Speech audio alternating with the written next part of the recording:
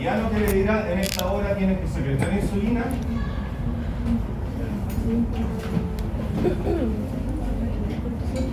Tendrá un sensor de los niveles de glucosa que va a provocar que se libere insulina.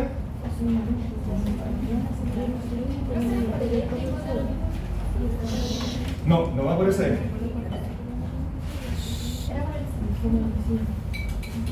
La verdad es que las células beta pancreáticas, ya, que son células que, tal como lo dice su nombre, se encuentran en el páncreas, cumplen ambas funcionalidades. Hay un ciclo circadiano, hay una liberación constante y permanente de insulina, que después más adelante lo vamos a ver. Pero en los momentos en los cuales nosotros tenemos pic de glucosas, ya sea por alimentación, sea por esta producción que yo les decía que estaba netamente determinada por el glucagón, las células beta pancreáticas van a sensar estos niveles de glucosa y van a empezar a liberar insulina que tiene almacenada en vesículas, ¿ya? Va a generar este pic de insulina, ¿ya? Que va a coincidir con el pic de glucosa y va a empezar a provocar que esta glucosa vaya hacia dentro de las células para que se utilice como energía, o también, como dijo su compañera, se va a ir a zonas de depósito para poder nosotros tener almacenaje de la glucosa, ¿ya? ¿Esto cómo lo hace? Vamos a tener receptores que son de dos tipos. Vamos a tener el receptor GLUT4 y el GLUT2, ¿ya? GLUT4 es el que se encarga de ingresar la glucosa hacia dentro de las células, ¿ya? Y GLUT2 se encarga del sensado de los niveles de glucosa en sangre. Va a GLUT2 responder a glucosa, lo va a ingresar, va a haber toda una cascada de fosforilación y a través de quinasas, y esto va a provocar que aumente el calcio intracelular y va a provocar que las vesículas de almacenaje, las cuales contienen insulina, salgan hacia circulación. GLUT2 es descensado de los niveles de glucosa en sangre o el de la glicemia. GLUT4 es el que se encarga de hacer el ingreso de la glucosa. Bueno, ambos ingresan glucosa, ¿ya? Pero uno se encarga de liberar insulina, la otra se encarga de ingresar glucosa como tal, ¿ya? No, GLUT2 solamente libera insulina, ¿ya? ¿Qué va a hacer? GLUT2 va a ingresar glucosa, ¿ya? Toda esa glucosa se va a ocupar, tal cual como sale en la imagen.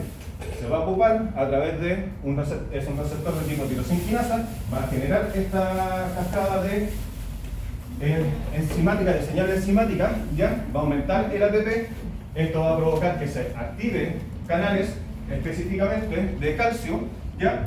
Aumenta la concentración plasmática, intraplasmática de calcio y provoca la liberación de insulina. Ya estamos netamente vistos en lo que es liberación de insulina. Después nos vamos a meter en GLUT4, ¿ya? Entonces, ¿qué va a ocurrir? Va a producirse la liberación de la insulina. La insulina va a salir a circulación por el torrente sanguíneo, va a viajar por todo nuestro cuerpo y va a provocar su efecto. ¿Y esto cómo lo hace? Netamente hay un receptor específico de insulina. Este receptor está en todas y cada una de nuestras células. ¿Qué va a ocurrir? Insulina, según este receptor, se produce una cascada de señales que está mediada netamente por inositol 3-fosfato quinasa, y esto va a provocar que vesículas, las cuales contienen GLUT4, se trasloquen hacia la membrana celular y permitan el ingreso de glucosa hacia dentro de la célula y se puede utilizar como energía. ¿Se entiende? No. Ya.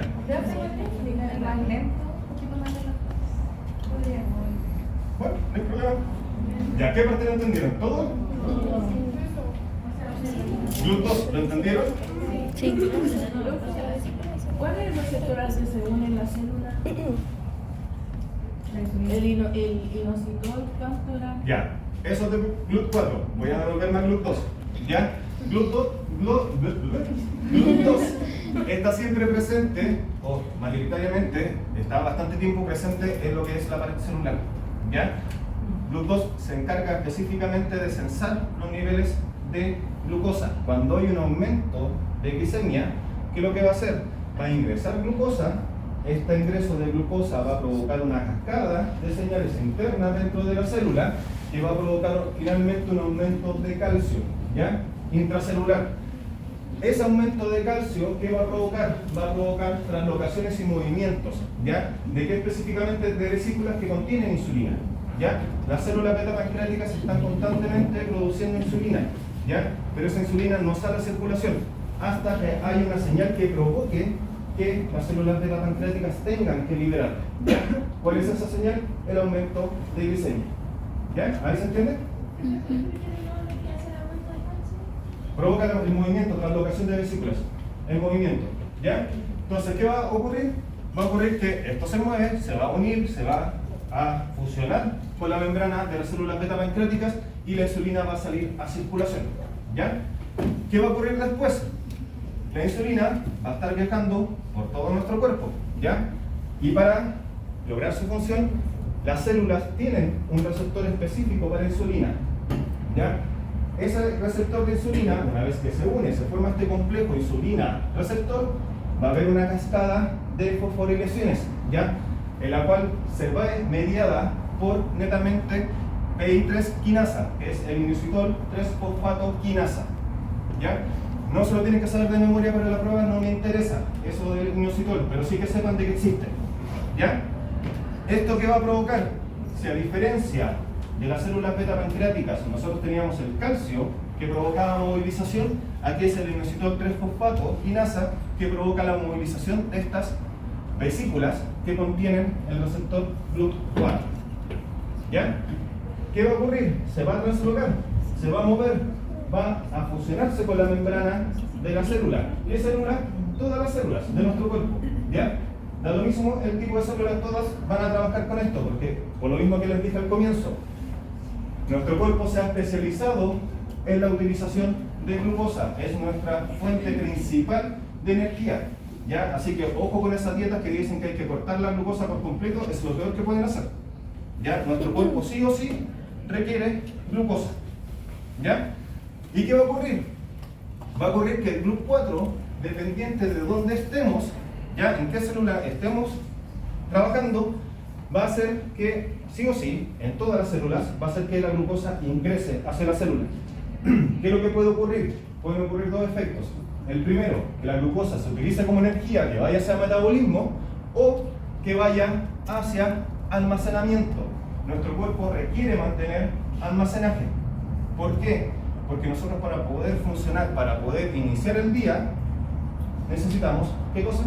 Glucosa, ¿ya? Entonces, por eso les explicaba al comienzo que nosotros tenemos mecanismos de regulación de glucosa, dentro de los cuales tenemos para metabolizarla o almacenarla, que sería netamente lo que estamos viendo ahora, que es insulina, o por ejemplo cuando vamos a despertar, antes de despertar nosotros necesitamos un pic de glucosa, ¿ya? Junto con otras cosas más, pero necesitamos un pic de glucosa. Y ahí quien regula la producción de glucosa es el glucagón, ¿ya? El glucagón, ¿a dónde se va a dirigir? Se va a dirigir específicamente hacia los centros de almacenaje, principalmente hacia el hígado, ¿ya? El hígado almacena la glucosa como glicógeno, ¿ya? Netamente, ¿qué es lo que va a hacer? Va a activar una cascada enzimática que va a empezar a cortar este glicógeno y va a liberar glucosa, y esa glucosa va a salir a circulación, y eso nos va a permitir iniciar el día. Si no tuviésemos estos mecanismos, nosotros tendríamos que estar comiendo cada media hora, ¿ya? Por eso es que podemos tener pausas entre comida y comida, porque nosotros tenemos almacenaje, ¿ya? ¿Ahí sí se entiende? ¿Sí? Ya. Profe, lo dijo que tenía dos opciones que se llama metabolismo y almacenamiento. Sí. Esto depende de dónde esté el receptor. Sí, precisamente, porque por ejemplo en neuronas no se va a almacenar glucosa, ¿ya? Pero por ejemplo cuando llegamos a hígado, el hígado lo puede ocupar o lo puede almacenar, ya va a depender de la necesidad de la célula, ¿ya? Si hablamos de tejido graso también, va a ser lo mismo, el tejido graso no va a ocupar glucosa, pero sí la va a almacenar, ¿ya? Entonces, ¿qué es lo que estamos? Resumidas cuentas, tenemos la insulina, que es una hormona polipeptídica, contiene muchos aminoácidos, es doble cadena, y ¿qué es lo que se encarga? Se encarga netamente, por un lado, la libera las células beta pancreáticas, eso no se les puede olvidar, y por otro lado tiene un receptor, ¿ya? ¿Cuáles van a ser las funciones? Principalmente estimula la glucogénesis. ¿El almacenaje tiene algún orden como de prioridad, como primero del hígado, después o de hueso? No, pero principalmente es el hígado el que almacena mayor cantidad de glucógeno, ¿ya? Esto va a ocurrir, la glucogénesis, ocurre en el hígado, ¿ya? va a inhibir la gluconeogénesis, ¿ya? Que es la producción de nueva glucosa, ¿ya? ¿Por qué? Porque tenemos glucosa, necesitamos ocupar la que está en circulación, la que está disponible. No vamos a ocupar la que nosotros tenemos en almacenaje. Va a promover la glucólisis, que es netamente ocupar la glucosa, formar esta moneda energética que ¿cuál es? ¿Cuál es la principal moneda energética de nuestro cuerpo? El ATP, el adenosín trifosfato. ¿Ya? También va a favorecer la producción de triglicéridos y ahí es que tenemos el almacenaje en tejido graso. ¿Ya? Y va a estimular también la síntesis de proteína. Por ende, la insulina es sumamente importante. ¿Ya? Por ende, la insulina, ¿cómo la vamos a clasificar? La vamos a clasificar como un hipoglicemiante y a la vez como un anabólico. ¿Por qué? Porque netamente va a estimular la producción de proteínas y de energía. ¿Ya? Ahora, ¿cómo nosotros vamos a observar la secreción de insulina postprandial y entre comillas? ¿Sabe lo que es postprandial, cierto? ¿Sí? Después de comer.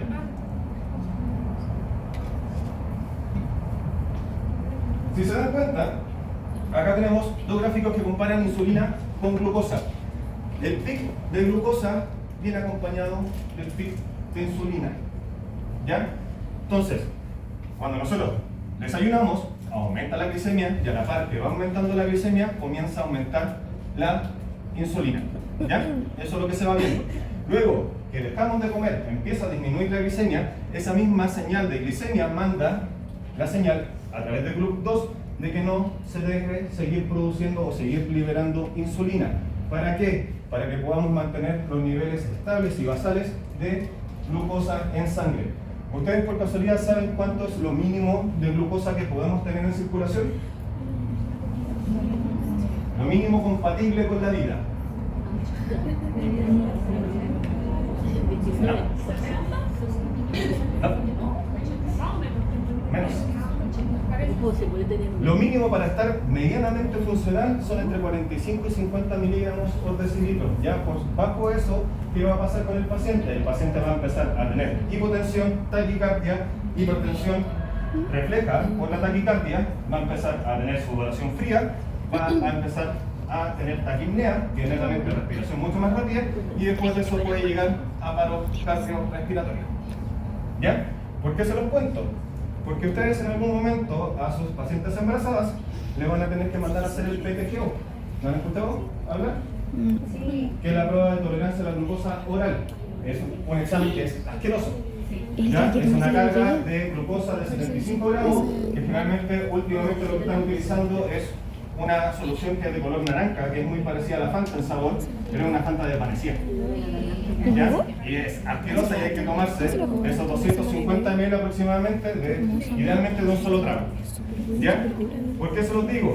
Porque si ven un resultado de 45 o de 42, no lo mandan a repetir. ¿Ya? Porque honestamente la sensación de posterior cuando ocurre esos niveles bajos son bastante complejos. ¿Ya? Ahí se mandan a hacer otro examen y después les voy a contar un poco más respecto a eso. ¿Ya? Pero, ojo, volviendo a los gráficos, fíjense, ¿llegan en algún momento la insulina con la glucosa a niveles cero? No, glucosa nosotros necesitamos permanentemente. ¿Ya? Tenemos que tener concentraciones estables, idealmente entre 70 y 90, ¿ya? Para poder mantener la funcionalidad de nuestro cuerpo completa. ¿Ya? Pero fíjense la insulina. La insulina nunca llega a cero. ¿Ya? Tenemos valores basales. ¿Ya? Hay una insulina que se está liberando de a poco. ¿Ya? ¿Para qué? Para seguir utilizando esa glucosa, pero de una manera más medida. ¿Ya? Cuando a ustedes les toque, sobre todo con pacientes con diabetes gestacional, el tratamiento sí o sí es insulinas. ¿Ya? ¿Qué es lo que nosotros vamos a buscar con la insulinoterapia? Después lo vamos a ver. Vamos a buscar emular estos picos de glucosa. ¿Ya? Les voy a contar cuál es el mecanismo fisiopatológico de la diabetes gestacional. Ya vamos a hablar de los tipos, de los distintos tipos de diabetes y luego nos vamos a meter ya en tratamiento. ¿Ya? Entonces, ¿por qué esto es tan relevante? Nuevamente lo que le estaba diciendo, nosotros lo que tenemos que buscar es emular los picos de insulina. ¿En qué momentos? Al desayuno, al almuerzo y a la cena. ¿Ya? ¿Qué vamos a hacer? Netamente vamos a netear el uso de insulina en base a lo que es los valores de glicemia que tenga la paciente, y vamos a tener que meterlo también con el tipo de alimentación, ¿ya? Ojo con eso, porque tenemos alimentos que son muy ricos en glucosa, pero va a ocurrir que vamos a tener algunos alimentos que, a pesar de que son ricos, tienen un bajo índice glicémico. ¿Qué quiere decir esto? El aporte después de comer esos alimentos a la glicemia, ¿ya? Yo consumo estos alimentos, mido la glicemia, el aporte que hacen es bastante bajo, ¿ya? Por ejemplo, ¿les gustan las papas mayo? No. ¿O las papas cocidas? Por ejemplo, las papas, No te gusta. en sus diferentes versiones, ya. Las papas A mí tampoco. O sea, solo como tienen un alto índice glicémico, ¿ya? ¿Eso qué quiere decir? Después de que yo como una porción de papas, independiente de su presentación, papas fritas, papas mayo, como ustedes quieran comerla, si yo las como de manera caliente, o sea, recién salidas de la olla, el índice glicémico, el aporte de glicemia que hacen es altísimo, ¿ya? Por ejemplo, el paciente podría estar en un valor normal de 70 y puede llegar a los 250 o 300 miligramos por decilitro, ¿ya? O sea, estamos hablando de casi triplicar el valor de glicemia. ¿Y esto por qué ocurre? Al contrario, si yo como papas fritas heladas o papas mayo heladas, el índice glicémico es bajísimo. Es el mismo producto, es el mismo alimento, es el mismo producto, es el mismo alimento, pero estamos diciendo que con calor el índice glicémico es alto y con frío, o estando helado, el índice glicémico es bajo. ¿Por qué creen que está ocurriendo esto? ¿Es por el almidón? Sí, sí o sí, las papas tienen un alto contenido de almidón. ¿Pero qué hace la diferencia? ¿Por qué la temperatura hace la diferencia?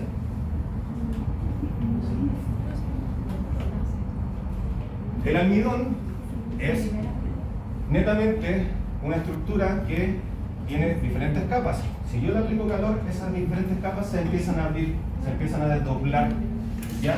Entonces, al haber calor, la amilasa que nosotros tenemos en nuestro cuerpo me va a ser mucho más fácil cortar. Si yo tengo algo sumamente abierto, es mucho más fácil romperlo, ¿ya? Entonces, por eso es que el cambio de temperatura provoca que el índice glicémico de las papas sea mayor que cuando está helado. Cuando está helado, este almidón se cristaliza, se vuelve más denso, cuesta mucho más romperlo, por eso el aporte de glucosa que hace es menor, ¿ya? Entonces, por eso es que tenemos que hacer un juego entre los valores de glicemia, ¿ya?, de la paciente en el momento que se está antes de alimentar, para poder calcular cuánto va a ser la dosis de insulina que le vamos a dar. ¿Ya? ¿Se entendió? ¿Sí? Perfecto. ¿Qué tipo de pacientes van a necesitar tratamiento de insulina? Primero vamos a hablar de lo que es la diabetes, ¿ya?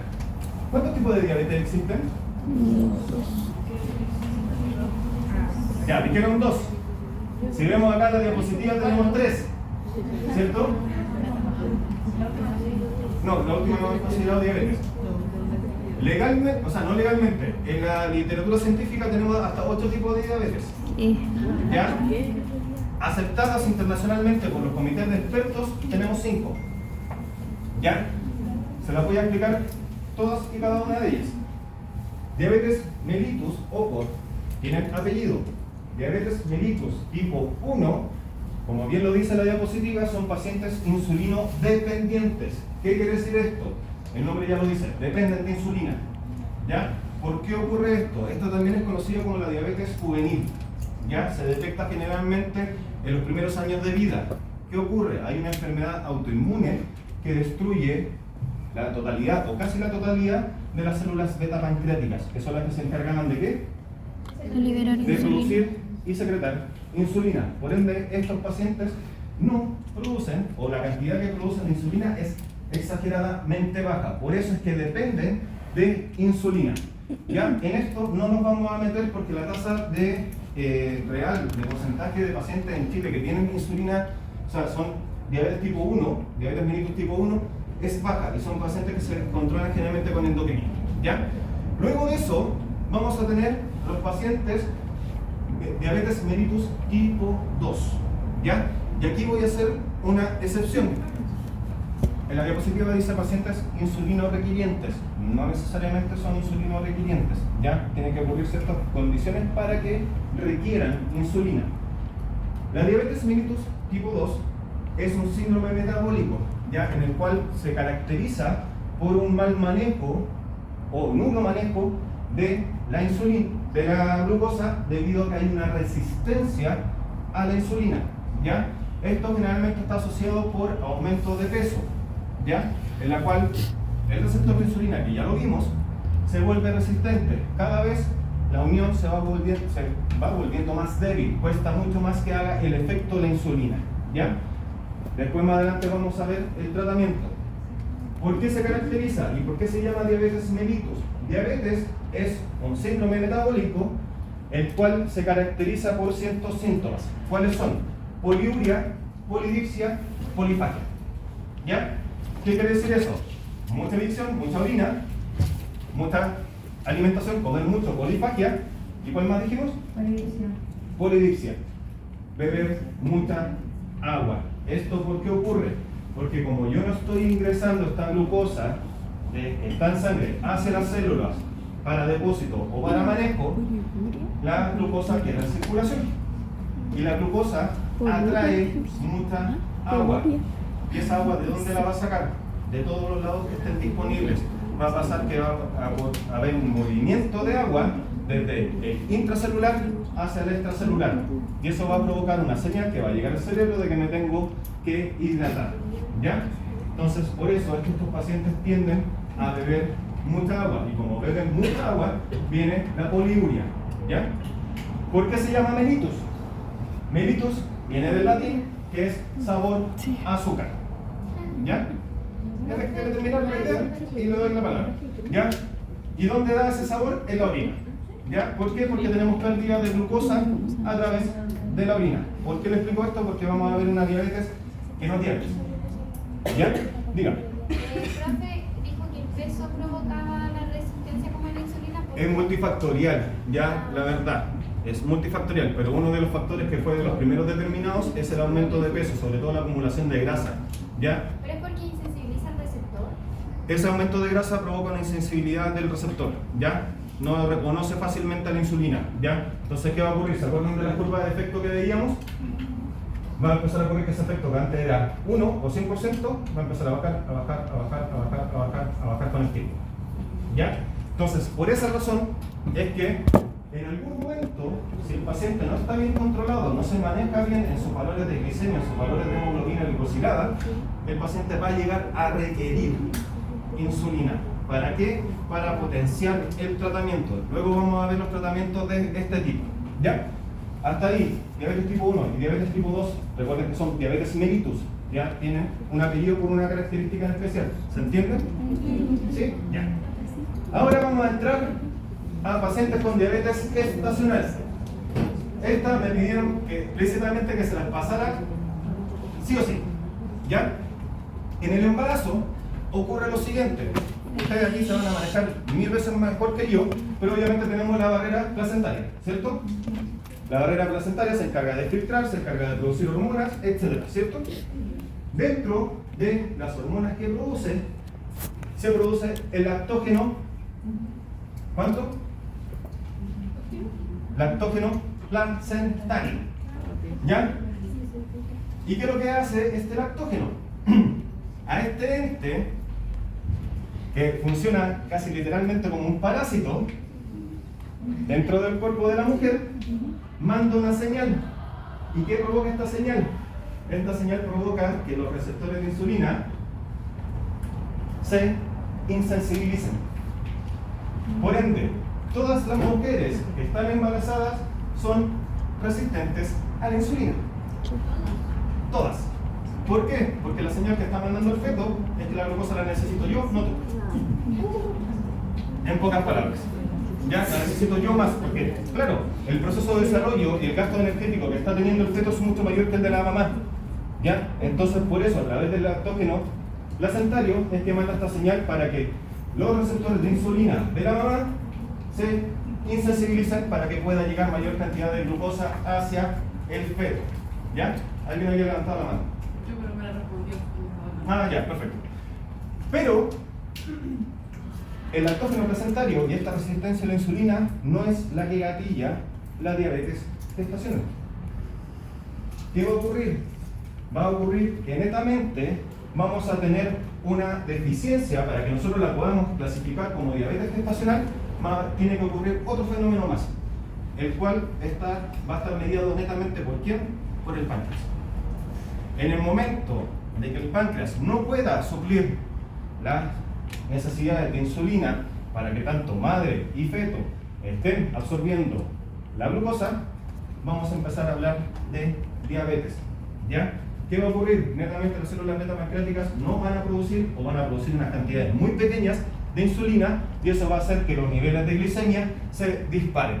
Pero eso es porque eso provoca la insensibilización. No, el lactógeno per se provoca la resistencia a la insulina, ¿ya? Por ende, nosotros qué vamos a decir, toda mujer en embarazo va a ser insulino resistente, pero no podemos decir de que es diabética, ¿ya? Para que sea diabética tiene que haber una baja producción de insulina, ¿ya? Tienen que ocurrir estos dos fenómenos.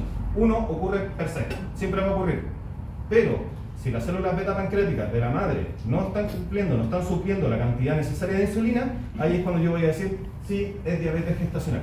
¿Y de qué depende de que el páncreas no suple eso? Netamente puede ser por alimentación, puede ser por carga genética, es variable. Ya, es multifactorial. Ahora, ¿se acuerdan? Lo venía diciendo hace rato, tenemos diabetes mellitus, tiene un apellido, ¿cierto? Tenemos diabetes gestacional. ¿Por qué se le coloca el apellido gestacional? Porque si esta diabetes se mantiene única y exclusivamente durante este proceso que es la gestación, y después de que el niño o niña nace y los valores de glicemia vuelven a la normalidad, la paciente deja de ser diabética. ¿Ya? Este fenómeno es reversible. Pero en el caso de que la madre, después de dar a luz, sigue manteniendo valores de glicemia y hemoglobina glicosilada elevados, se deja de denominar diabetes gestacional y pasa a ser una diabetes mellitus tipo 2. ¿Ya? Esos son los dos escenarios que podemos tener. Luego de eso tenemos otro tipo de diabetes que se llama diabetes insípida. Diabetes sin sabor, insípido. ¿Ya? Con ese. ¿Qué ocurre? ¿Se acuerdan cómo les definí primero que era diabetes? Era la poliuria, polifagia, polidipsia. ¿Qué ocurre en el caso de la diabetes insípida? En el caso de la diabetes insípida no hay un aumento de glicemia como tal, ¿ya? Pero sí tenemos poliuria y sí tenemos polidipsia. Cumple con 2 de los 3 síntomas de la diabetes. Pero la orina que se produce no tiene sabor a glucosa porque no hay eliminación de glucosa. Los valores de glucosa en sangre, la glicemia, se mantienen normales. Esto ocurre que es netamente una alteración de la hormona antidiurética. ¿La conocen? ¿La han escuchado mencionar? Sí. Es la que provoca que nosotros netamente no orinemos, ya la orina se pueda concentrar, pero en estos pacientes, ¿qué ocurre?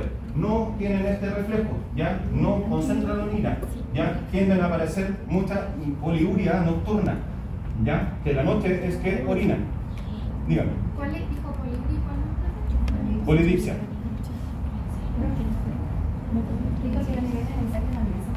Los niveles de glicemia se mantienen estables, ¿ya? Entonces, por eso es que yo les decía, la diabetes es un síndrome que contiene varios síntomas, ¿ya? Pero, per se, la diabetes insípida no es una diabetes como tal, ¿ya? ¿Por qué? Porque los signos que debiese cumplir, que son la glicemia elevada, hemoglobina glicosilada elevada, no se están cumpliendo, ¿ya? Pero sí, por lo menos, una parte del síndrome sí la cumple, ¿ya? ¿Tiene otro tipo de manejo? Sí, tiene otro tipo de manejo, pero es una de las diabetes que existen, ¿ya?